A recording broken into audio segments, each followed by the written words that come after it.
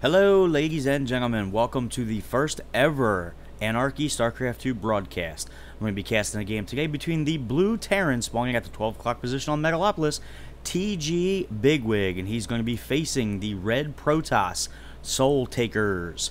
Now, as this game is getting underway, let me tell you a little bit about myself.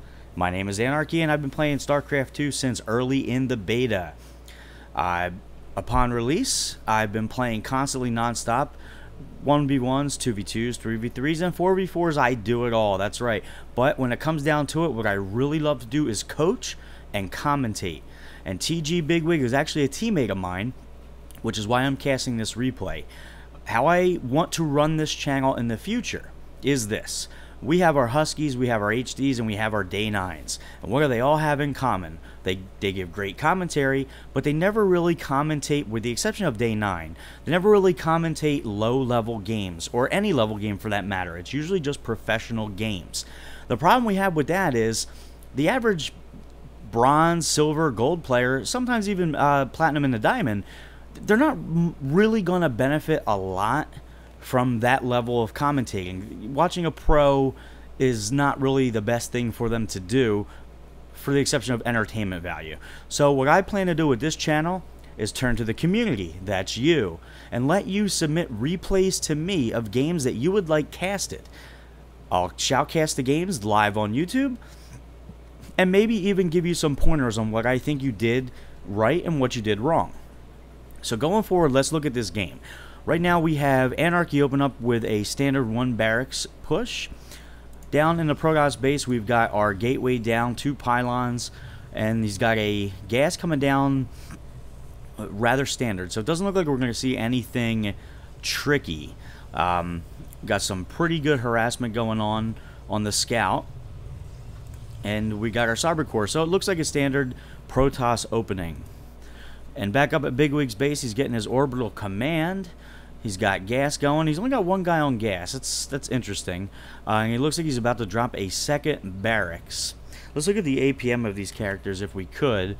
We've got APM strongly favoring the Protoss at this time, 56/40, which, and this is a high diamond level game, so it's not that important. They're not spamming to get to the top of the APM chart, but it does show you somewhat how fast they play. That was some nice supply depot raising on Bigwig's part. Take care of that probe. And let's see. Down to Protoss base, we've got Chrono Boost going down on the Warp Gate Research. Second gas coming down. And he's also Chrono Boosting out a Stalker. Want to make sure that no scouting SUV sneaks in, or even a scouting Marine for that matter, to find out exactly what type of build he's going. We've also got the second barracks is now done.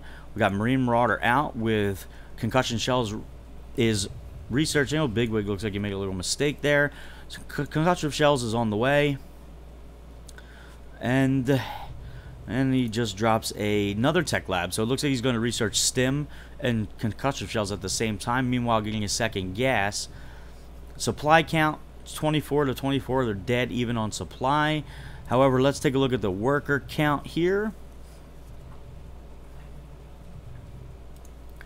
Oh, let's scratch that. Let's look at income is what I meant to say. You can see the Terran player has got a superior economy. That's obviously because of the mules. His second gas just finished.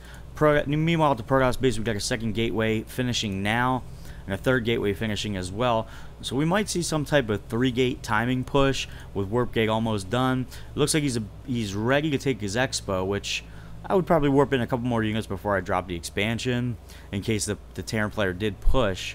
We got Bigwig putting a forward supply depot out just to make sure that no shenanigans come out. Oh, it looks like he's pushing out, which is why I would not have dropped that. He put down his Nexus, which basically killed his money. He's not going to be able to warp in a lot of units, even though Warp Gate is done. Oh, well, actually, the Terran player is not ready to come just yet. It looks like he's just rallying around one, make sure he doesn't run by any scouting pylons. Meanwhile, expanding while he attacks, which is a great idea. He's coming in. Let's see what we got here. He's also got a couple Reapers coming out. It's probably to do a 2-prong attack, which is not a bad idea at all. Now, SoulTaker's got to be careful because he's supply blocked, and I don't see any pylons. So he's going to be in bad shape. He's going to have to cancel this if he hopes to. Well, he's got some good decent force fields there. Oh, trapping the Marines. That's very nice force fields, actually. He's going to send the Terran back, which is unfortunate because if Bigwig would have pushed with a slightly bigger army, he would have been in good shape because there was really no army that SoulTaker could have warped in. And wow, he's killing a lot of probes right now with these 2 Reapers. I'm sorry I missed that, guys, but excellent Reaper harass. Taking out several. Oh, look at these workers. They have almost 0 health, no shields. But the sentries are going to come in and clean it up. That's unfortunate because that was a great attack by Bigwig. He did such a good job there.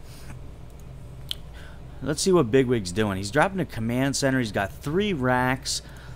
Looks like Stim's on the way. As far as army tab goes, let's take a look at what we can see here. He's got army supply 14 out of 11, worker supply 25, so everything's favoring Bigwig at this point, which is pretty good. As far as food goes, he's over by 40 to 36, so it's pretty decent. And he's got a ridiculous amount of money. I don't understand why Bigwig is banking on so much money. He's got almost 1,000 minerals, so he's definitely either saving up for something big or he's just not spending his money wisely. Which in this game, especially at the high diamond level that these 2 players are, it's really important to spend that money. You got to mash your army. So at this point in time, the Protoss player has the better economy, obviously because of the second Nexus.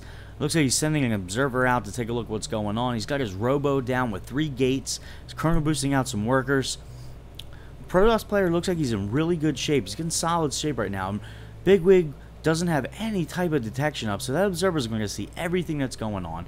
He's going to know exactly when he goes to expand, which, oh, just turn around that observer and you'll see, okay, so he's going to see when that, he's going to see right now that that command center is floating over, so he'll be in good shape to attack that base. And it looks like Stim's about to finish with combat shields. So Bigwig's army, he's looking right now, he doesn't have any upgrades, but he does have concussive shells, Stim pack, and combat shields. So he's got some decent army. Meanwhile, another Reaper sneaking in, trying to get some scouting information. He can't, so he forces the scan, which Bigwig is honestly, right now, he spent his money, so he could have used that scan on a mule for some more resources, so unfortunate for him. As far as the Protoss army goes, he's got some stalkers and sentries. I mean, nothing really fancy. He doesn't have any upgrades. Again, neither of these players are getting any upgrades, which is unfortunate. But he does drop 2 more gateways, so he's stepping up to 5 gateways off 2 base, which is, it's actually kind of small. I would probably go 6 or 7 off 3. Oh, never mind. There we go. He drops 3 more gateways, 6 gateways in a Twilight Council. So apparently, me and this player think alike. Bigwig drops a scan, take care of that observer, which is a good move. Get little information as possible. Bigwig dropping an engineering bay, put some turrets up because he doesn't want to get scouted again. The only thing I don't see from Bigwig, which I stand corrected. There's that Ghost Academy. That's what I was looking for. Against a Protoss army, you gotta have Ghost. That EMP is so important. And wow, Bigwig dropping a ton of more barracks, a couple factories as well. So we might be seeing some medevacs coming out, maybe some tanks, and probably not tanks against Protoss. However, he's not taking these gas geysers here, which is interesting because if he's going to drop medevacs with some tanks, and especially Ghosts are so gas heavy, he should really get those extra gas. Here comes another observer. However, as long as Bigwig drops those missile turrets, he'll be in good shape. It doesn't look like he's dropping any of those, so he's probably going to have to force another scan. He's already used supply drops and used scans to scout because the Reapers didn't get in. So it doesn't look like that observer's going to go any farther in. Let's see exactly what SoulTaker sees right now. He sees nothing. 3 bunkers. That's about it. So, oh, there he goes. He's going to move in a little bit more now. He's going to see that big MMM ball, that Marine Marauder, potentially medevac ball. So he's going to adjust his army accordingly. Looks like he's finally getting some upgrades. Yes, he's chrono boosting out armor and weapons, which is finally. Unfortunately, I wish he would have done that much sooner. Meanwhile, the Ghosts are on the field, and it looks like the Observer scouts them immediately. So Bigwig's got to be careful that those EMPs drop down perfect. If not, he's going to take out that Observer. Nice scan there. That was actually a really good scan. There's a forward pylon by SoulTaker coming down, so he's going to be able to warp in units. So if Bigwig does push out and he doesn't take the high ground, if he takes the road, he'll be able to counterattack pretty easily. Unfortunately, it looks like he is taking that high ground, but oh, he might not see it. He doesn't. Hunter supply over 112. Oh, this looks like a pretty deadly force if he can drop some EMPs on those sentries. He scans.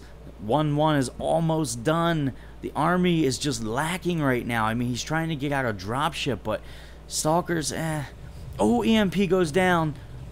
Oh, another perfect EMP, but the ghosts are in bad position. Oh, get those ghosts out of there. Oh, the ghosts all go down. I can't believe Bigwig would let his ghosts be in front of the army. Meanwhile, those Marauders are doing ridiculous damage to this Gateway army. And I have to say, right now the supply is down to 65 over 100. It does not look good for SoulTaker. Matter of fact, I think we may see a GG soon because SoulTaker's, oh, there it is, GG, and this game is over. Excellent game. I hope you guys enjoyed it. I hope I don't sound as bad as I think I sound, and I hope you subscribe to my channel and send me in some replays because I would really like to cast some games that you played. And, you know, get those games up on YouTube. Maybe get yourself known and me happy. So this is AnarchySC2 signing out. Please subscribe and submit your replays to anarchysc2@gmail.com. You can also follow me on Twitter at anarchysc2 at twitter.com or twitter.com/anarchysc2. Wow, I'm a noob. Anyway, thank you very much, and we will see you guys in the future. Have a nice day.